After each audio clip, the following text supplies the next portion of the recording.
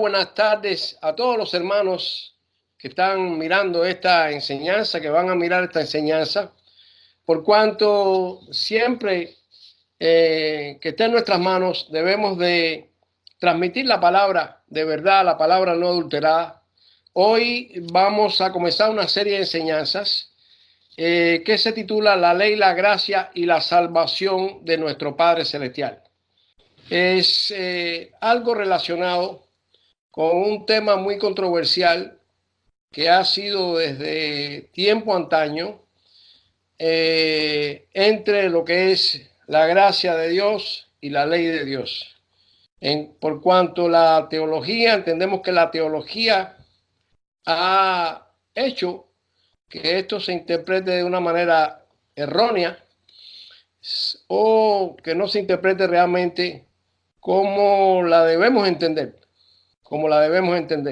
Y estamos dispuestos a hacer todo el esfuerzo posible para que la palabra de verdad sea comprendida y que lleguemos todos al conocimiento de la verdad de la palabra escrita de nuestro Padre Celestial.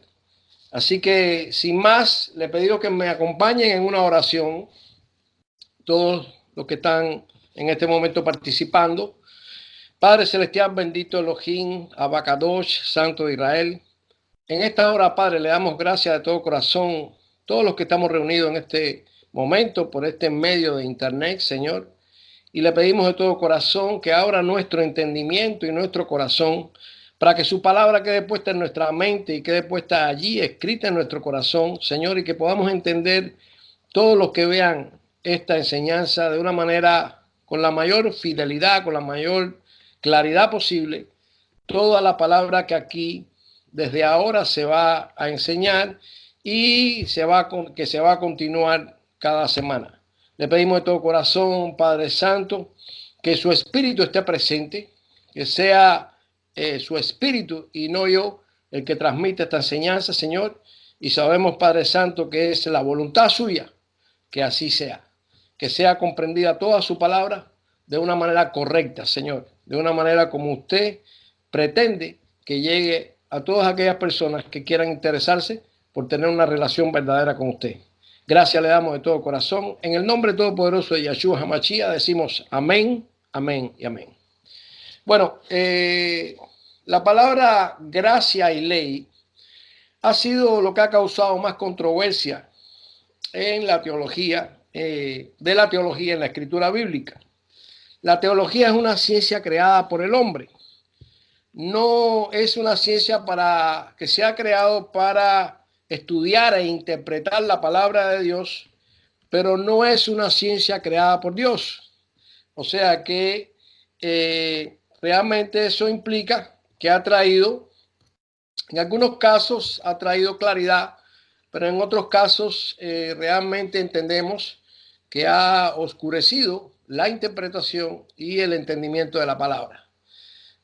Así que podemos decir, por ejemplo, que nuestro Señor Jesucristo, conocido como Jesucristo y que nosotros le llamamos Yeshua, porque es su nombre verdadero, su nombre hebreo, en Lucas 6:46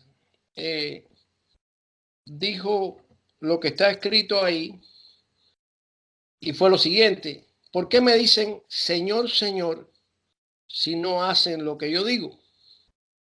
¿Por qué, repito, me dicen Señor, Señor, si no hacen lo que yo digo? Y sabemos que en muchas religiones, que ninguna de ellas fue instruida por nuestro Padre Celestial, pues se le dice Señor a Cristo, el Mesías. Sin embargo, no se busca el obedecer lo que se instruye en la palabra de Dios. Jesucristo mismo, Yeshua, es la palabra hecha carne. Si nosotros nos alejamos de esa palabra de verdad y la aprendemos de manera adulterada, pues entonces nos estamos alejando del propio Señor Jesucristo. Porque como dice Juan 1:1 y 1:14, Él es la palabra que se hizo carne y habitó entre nosotros y está entre nosotros, entre los creyentes, a través de su Santo Espíritu, llamado por nosotros el Ruach HaKodesh, la brisa de santidad. Debo decirle que las traducciones han contribuido a la creación precisamente de doctrinas que se han alejado de la verdad de Dios.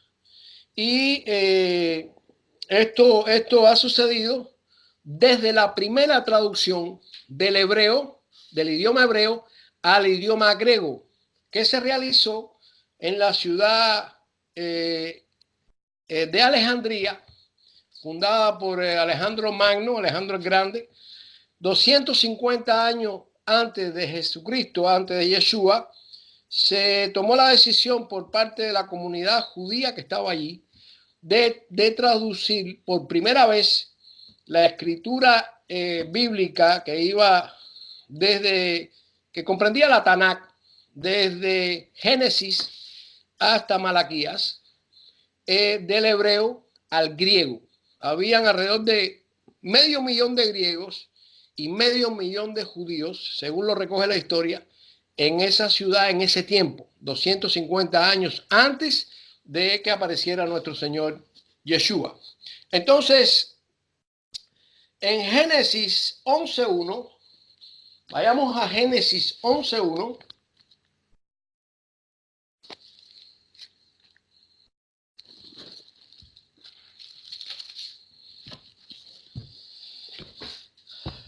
La palabra escrita dice: tenía entonces toda la tierra una sola lengua y unas mismas palabras.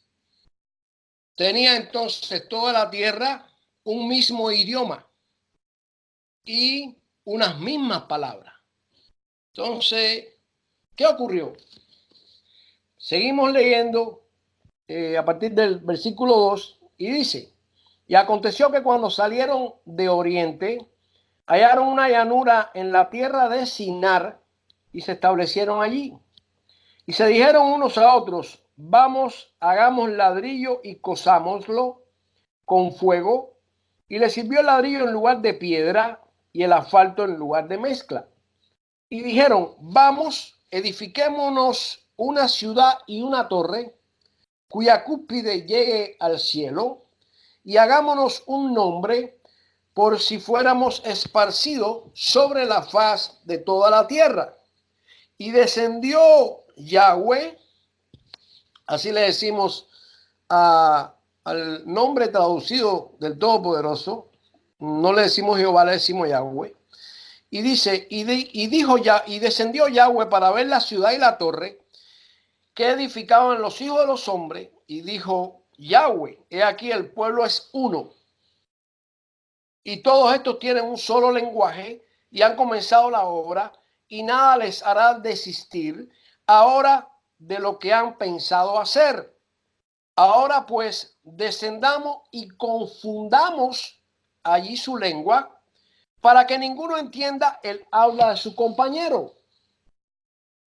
Así los esparció Yahweh desde allí sobre la faz de toda la tierra, y dejaron de edificar la ciudad. Por esto fue llamado el nombre de ella Babel, porque allí confundió Yahweh el lenguaje de toda la tierra, y desde allí los esparció sobre la faz de toda la tierra. La palabra, el nombre Babel, es el nombre hebreo de Babilonia. O sea, es en la Biblia Reina Valera y otras muchas versiones, todos los nombres están traducidos del hebreo al griego y del griego a los diferentes idiomas.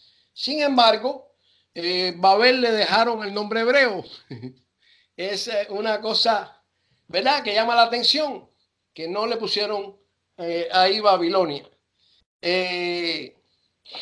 Ahí los hombres querían hacerse con esa torre, con esa ciudad, la torre de Babel. Querían hacer, mostrarle su poder, mostrar su independencia frente al Todopoderoso, y que definitivamente se conociera que ellos no tenían que depender de nuestro Padre Celestial para nada, sino que ellos podían hacer una torre muy alta, llegar, claro, no iban a llegar al cielo, pero iban a mostrar su poder a través de esa edificación, donde se dice que iba a haber un templo pagano, un templo de idolatría, porque Babilonia sencillamente era una fuente de idolatría, una fuente de perversión, ¿verdad? Especialmente moral, y se le dice incluso en Apocalipsis, se le dice la gran ramera, ¿verdad? Se le dice la gran ramera.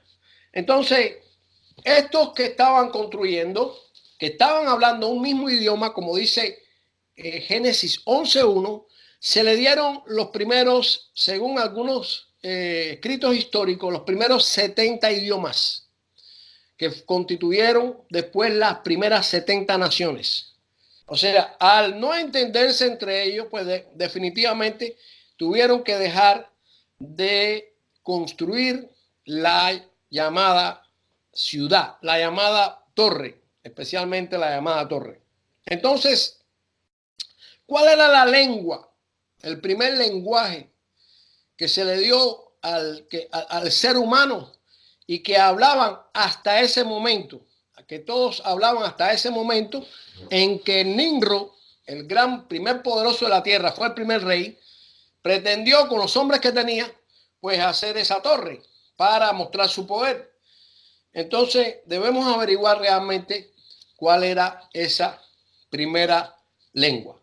Si vamos a Génesis 12,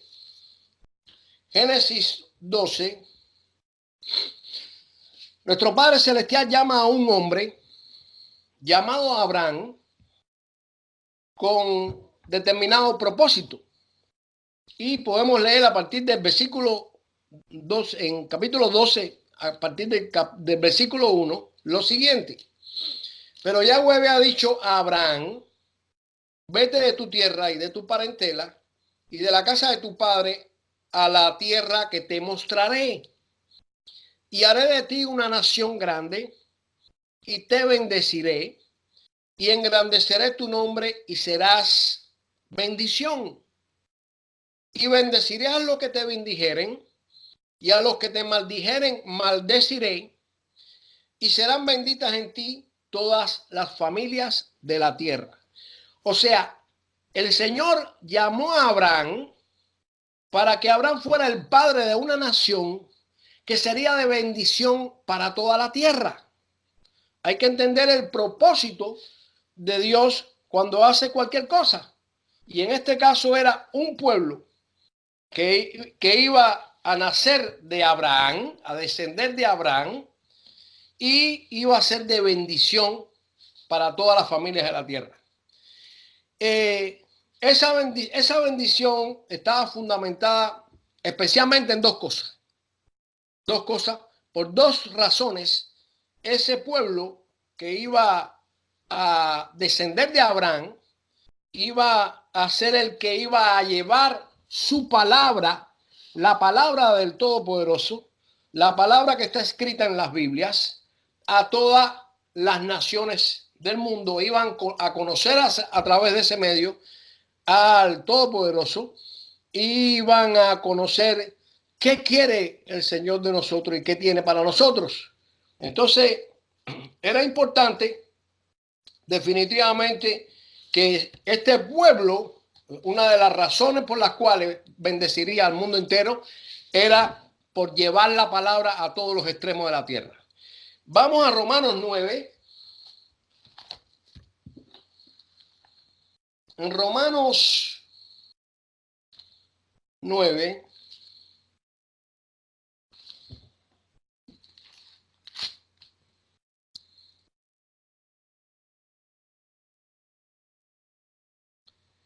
el conocido como apóstol Pablo escribió lo siguiente. Romanos 9, capítulo 3, a partir del versículo 1. Dice lo siguiente. ¿Verdad digo en Cristo? No miento.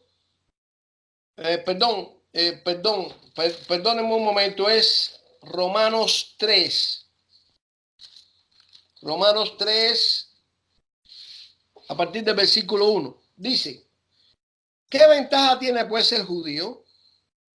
¿O de qué aprovecha la circuncisión?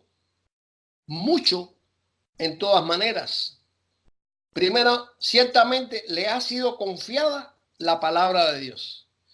O sea, en ese momento en que Pablo, conocido como Pablo y su nombre es Shaul, no Saulo, sino Shaul, él, lo que representaba al pueblo de Dios en ese momento era la tribu de Judá, era la tribu que había permanecido, porque las demás tribus, 10 tribus fueron esparcidas por el mundo entero, se dividieron, se separaron de Judá después de Salomón y fueron absorbidas y dispersas por el mundo entero. Entonces era la tribu de Judá, la representante en aquel momento del pueblo de Israel. Y Pablo dice que qué ventaja tiene ser judío, aunque judío dice la palabra que el significado es adorador. Si usted es adorador, creo que tiene por lo menos un corazón judío. Dice que qué ventaja tiene pues ser judío, o de qué aprovecha la circuncisión, que es la señal del pacto con Abraham. Mucho en todas maneras. O sea, de las muchas ventajas que tiene el ser judío, primero que todo, es que se le ha sido confiada la palabra de Dios. Se le ha sido confiada, porque incluso los escritores del conocido como Nuevo Testamento, y que es el Nuevo Pacto, pues todos son judíos, ¿verdad? Mateo, Marcos, Lucas. Lucas es hijo de una judía, era hijo de una judía y un griego. Por tanto, era reconocido como judío porque la nacionalidad judía se reconoce por la madre. Y además de eso, Juan el evangelista, Johanán es su nombre, judío, Pedro, Kefas, judío, todos los escritores de la Biblia eran del pueblo de Israel. Así que esa es la ventaja que tienen ellos. Una de las ventajas es ser depositario de la palabra de Dios y llevarla al mundo entero. Y la segunda ventaja, la segunda bendición que traería el pueblo de Israel es que por su tribu, por la tribu de Judá, vendría nuestro Señor, nacería nuestro Señor Jesucristo, conocido como Jesucristo, llamado Yahshua o Yeshua, y sería nuestro Salvador, que vendría a abrirnos la puerta al camino de la salvación. Esas son las dos cosas por las cuales Dios llamó a Abraham.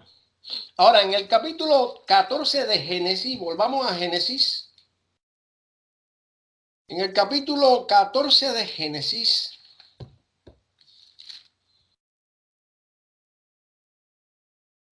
versículo 13, capítulo 14 de Génesis, versículo 13, leemos lo siguiente.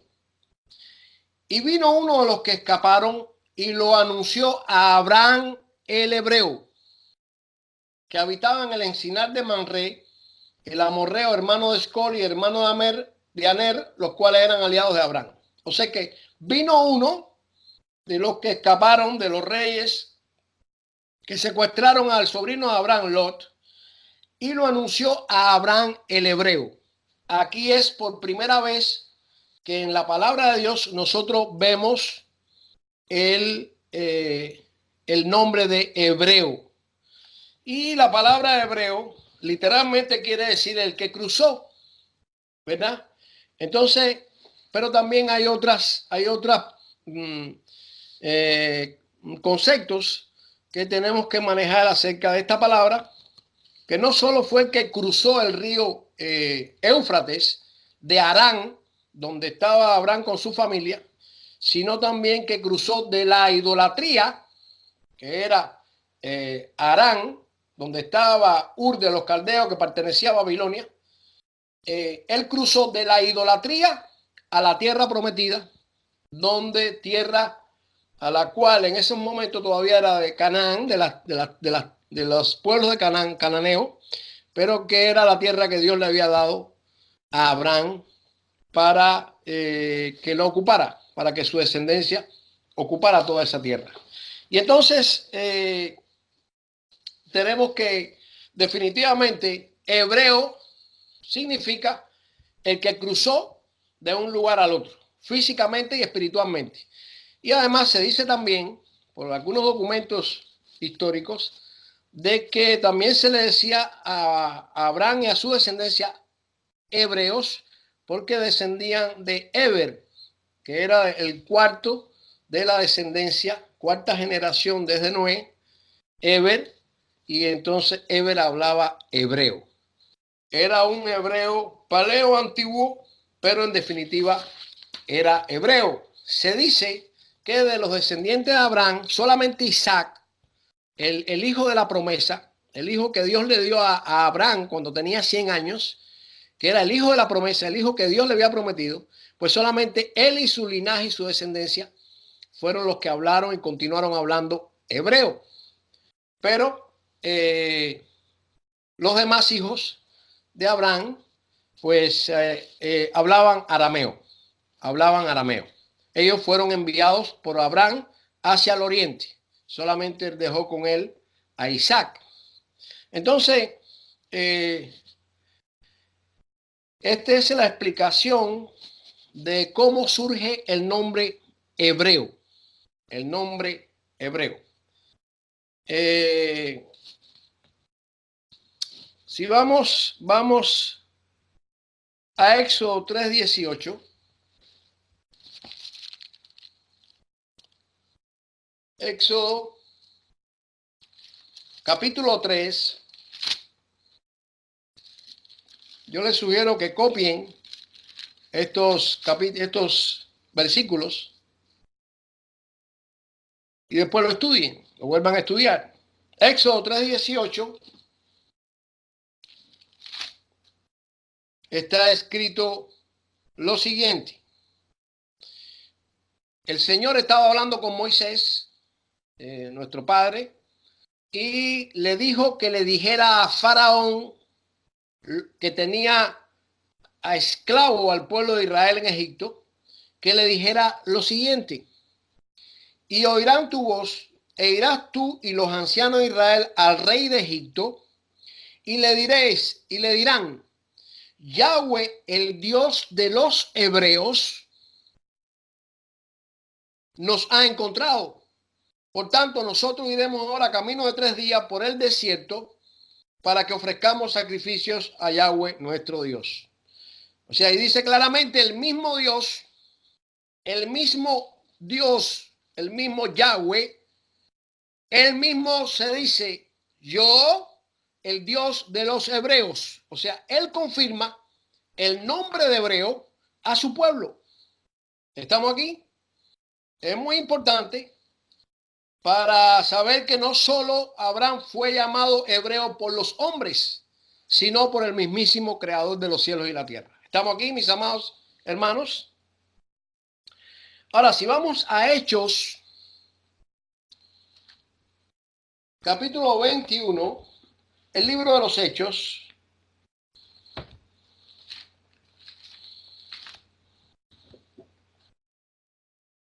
capítulo 21,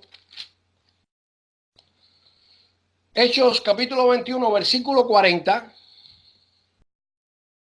dice lo siguiente: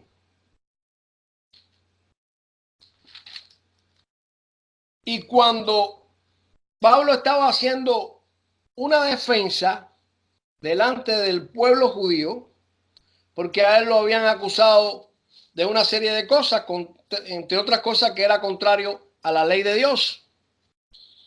Y entonces estaba hablándole al pueblo en su defensa. Y dice: entonces dijo Pablo: yo de cierto soy hombre, a partir por favor del versículo 39. Entonces dijo Pablo: yo de cierto soy hombre judío de Tarso, ciudadano de una ciudad no insignificante de Cilicia, pero te ruego que me permitas hablarle al pueblo. ¿Verdad? Y cuando él se lo permitió, o sea, en ese momento él estaba haciendo una defensa delante del pueblo, y cuando él se lo permitió, Pablo, estando en pie en las gradas, hizo señal con la mano al pueblo. y hecho gran silencio, habló en lengua hebrea, diciendo: varones hermanos y padres, oíd ahora mi defensa ante vosotros. Y al oír que les hablaba en lengua hebrea, guardaron más silencio. Y al oír que les hablaba en su lengua, en la lengua hebrea, guardaron más silencio. Ahí en Hechos, si vamos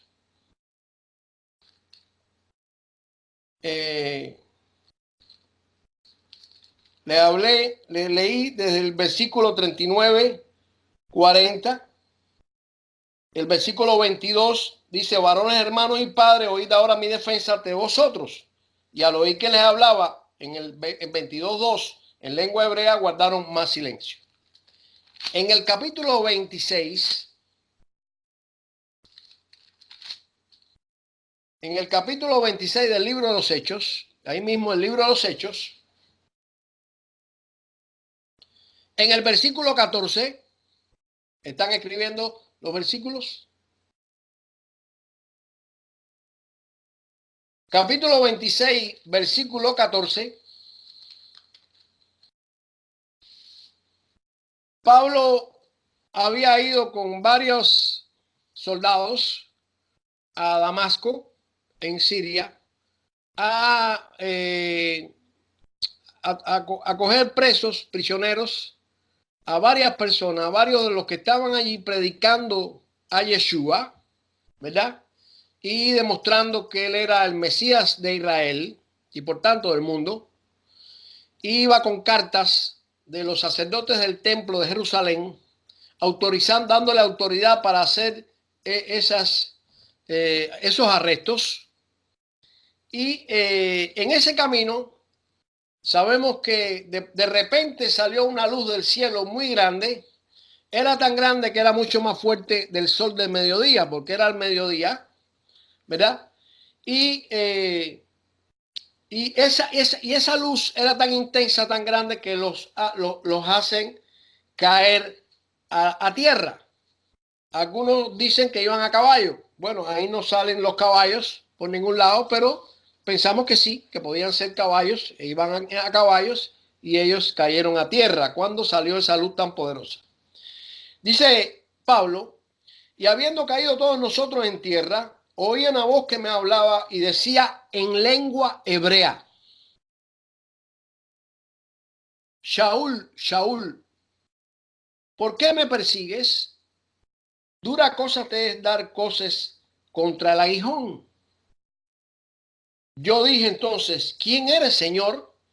Y él dijo: yo soy Yeshua, a quien tú persigues. Fíjate que vuelvo a repetir: y habiendo caído todos nosotros en tierra, dice el versículo 14, oí una voz que me hablaba y decía en lengua hebrea: Shaul, Shaul, ¿por qué me persigues?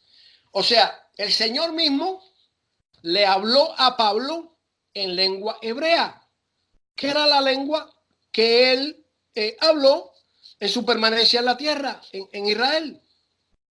Entonces, una vez más confirmamos que la lengua que hablaba el Señor, que hablaba el pueblo de Israel y que hablaban sus discípulos, era el hebreo, lengua hebrea, la lengua original de la que se tradujo, del original, de la escritura original, de lo que se conoce como el Antiguo Testamento, y nosotros le decimos Tanakh o Antiguo Pacto. Del Antiguo Testamento en hebreo se trasladó a la Septuaginta versión, la primera versión bíblica, que era en griego, y se llama Septuaginta porque fue traducida por 70 sabios o eruditos o traductores judíos al idioma griego. Eran 70 judíos que conocían perfectamente el griego, y claro está que su idioma era el hebreo. Entonces, ahí sucedió algo.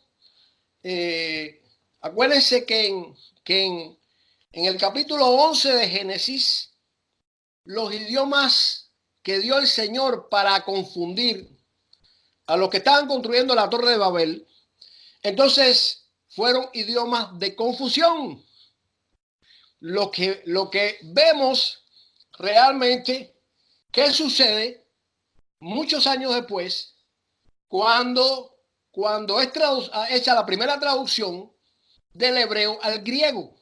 Y le voy a poner un ejemplo clave, un ejemplo que ha ayudado, ha contribuido a crear doctrinas falsas, doctrinas que no responden a la verdad. La palabra que se le da, el nombre que se le da a los 5 primeros libros de la Biblia es en hebreo Torá.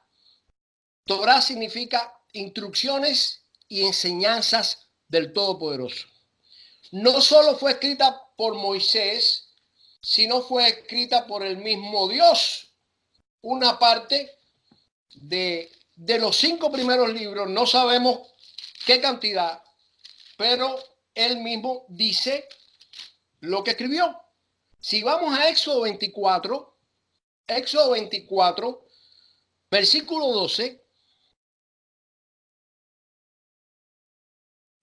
Éxodo 24, versículo 12, dice la palabra: el pueblo de Israel había salido de Egipto, había sido llevado hasta cerca del monte Horeb o monte Sinaí, y estaban esperando allí las instrucciones de Dios. Habían recibido los 10 mandamientos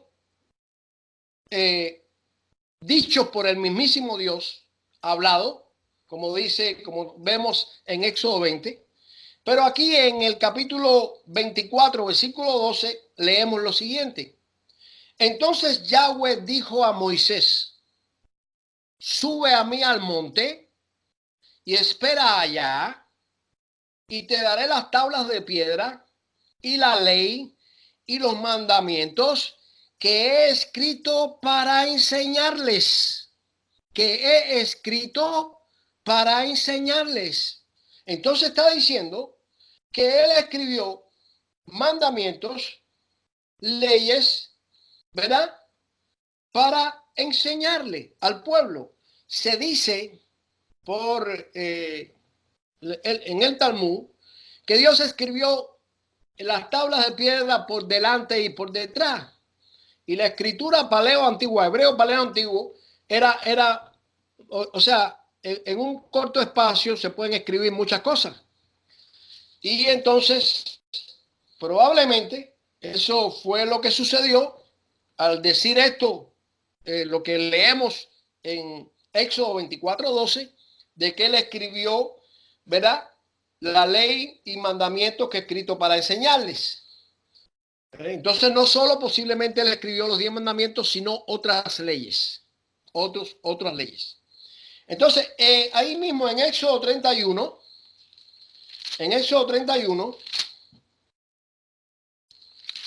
el versículo 18, dice que el Señor, después que le habló acerca de que el día de reposo, o Shabbat como se llama en hebreo, es la única señal, la puso como señal entre él y nosotros, y es la única señal entre él y nosotros.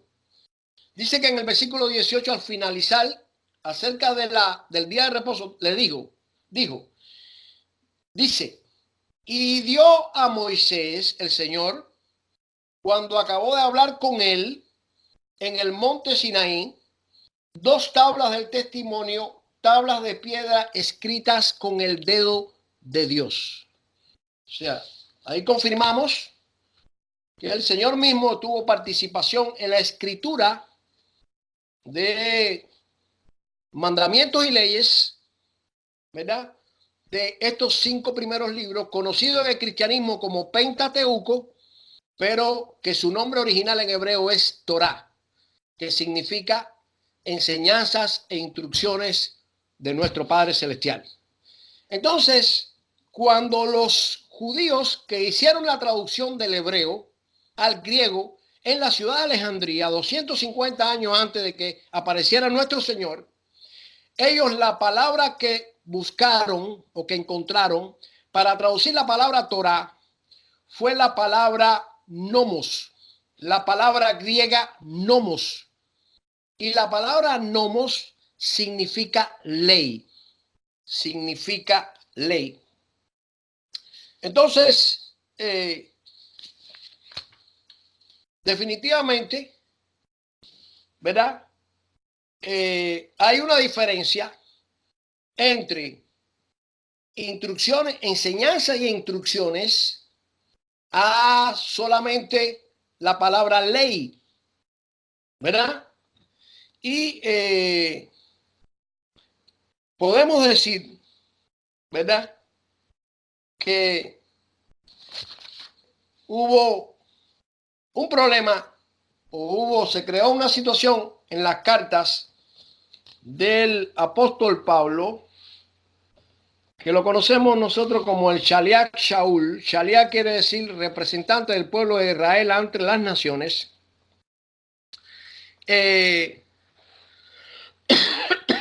creó una confusión, porque Pablo, y vamos a llamarlo así porque es conocido en el cristianismo, más conocido que Shaul, Pablo pues escribió acerca de 3 leyes. Escribió acerca de la ley de Dios, o sea, se refirió a la ley de Dios, se refirió a la ley de los hombres u obras de la ley, y vamos a probar esto, y se refirió como tercera ley a la ley del pecado que está en nuestros miembros.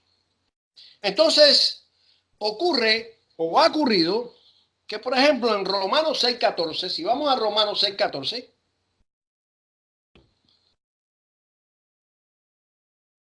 en Romanos 6:14,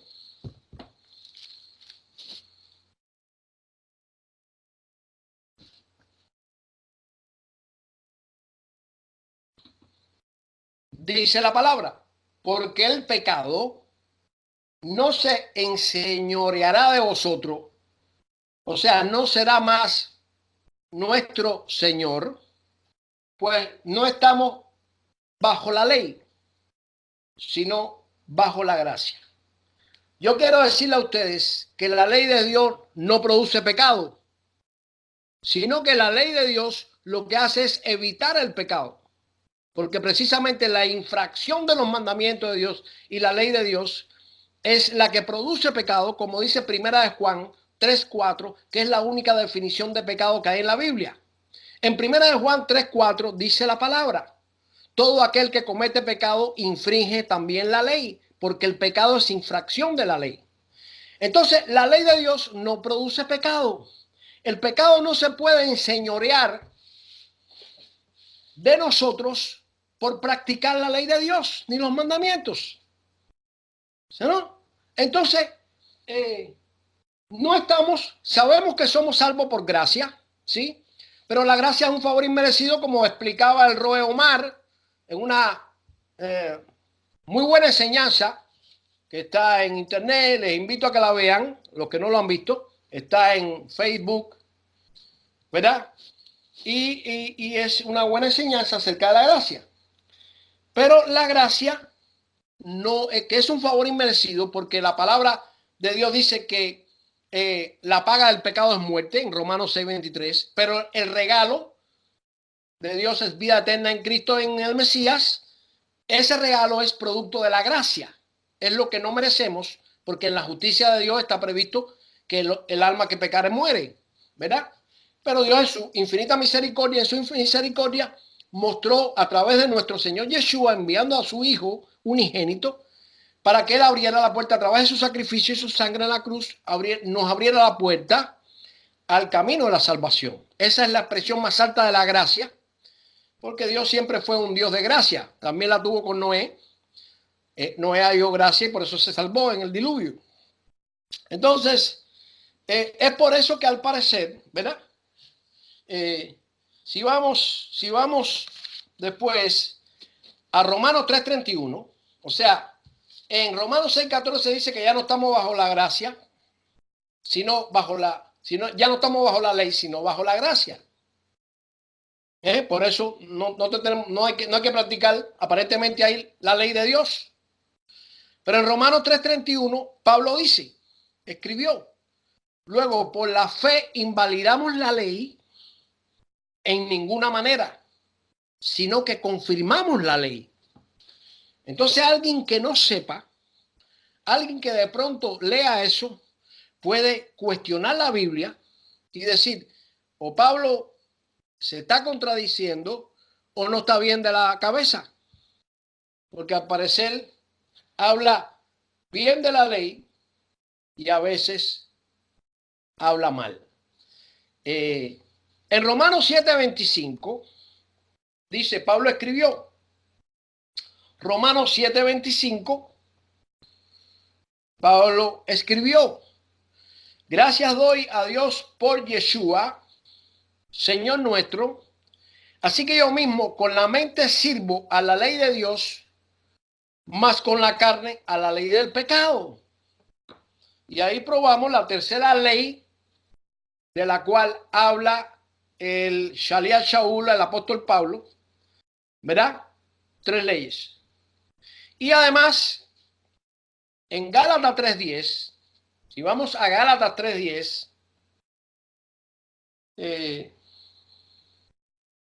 en Gálatas 3:10 hay una cosa más interesante aún y más importante aún.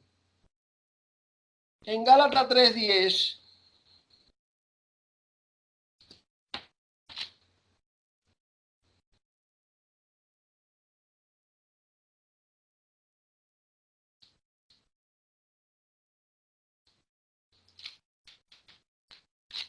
que no están relacionados con las raíces hebreas o no estudian la palabra desde la perspectiva hebrea, que es a quien Dios le dio.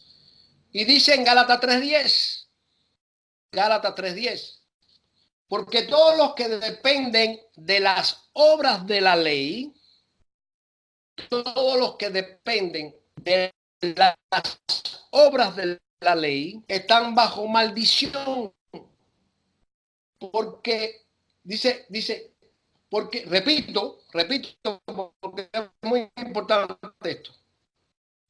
Porque todos los que están bajo maldición, pues escrito está, maldito todo el que no permanezca en todas las cosas escritas en el libro de la ley para hacerlas. O sea, por una parte, Pablo está diciendo que malditos los que dependen de las obras de la ley. Sin embargo, por otra parte dice que maldito es el que no permanezca en todas las cosas escritas en el libro de la ley. O sea, está hablando de dos cosas diferentes. Por un lado está hablando de las obras de la ley, y que es maldito el que dependa de esas obras. Y por otra parte está hablando del libro de la ley, que es este. El libro de la ley es la Biblia. Es el libro de la ley de Dios. Estamos aquí. Entonces, no se sabía qué cosa era realmente, no había explicación para qué quería decir Pablo con las obras de la ley, y no fue hasta el año 94 que se obtuvieron las traducciones o se hicieron públicas las traducciones de los documentos de las cuevas de Qumran, y en uno de esos documentos pues plantean qué cosas son las obras de la ley. La revista se llama, esta es la revista, se llama Biblical Archaeology Review, ¿verdad? Tiene que ver con la arqueología bíblica, la revisión de la arqueología bíblica, ¿sí? Y esta revista es de, este volumen es el 20 y es de diciembre del 1994. Diciembre del 1994. Esta revista me costó trabajo conseguirla, pero la conseguí. Y en esta revista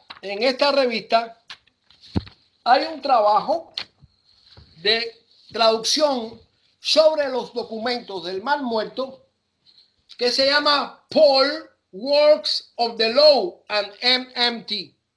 O sea, Pablo y las obras de la ley.